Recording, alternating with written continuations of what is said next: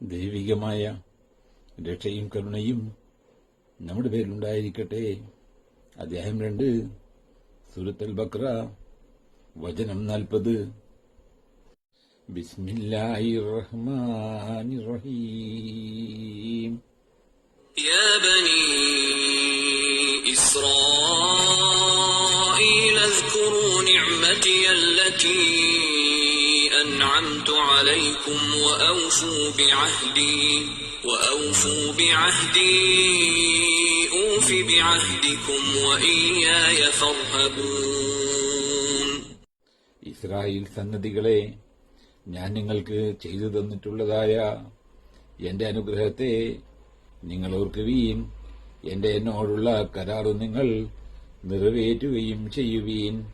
എന്നാൽ നിങ്ങളോടുള്ള കരാർ ഞാൻ നിറവേറ്റുന്നതാണ്. എന്നെ മാത്രം ഭയപ്പെടുകയും ചെയ്യുവീൻ.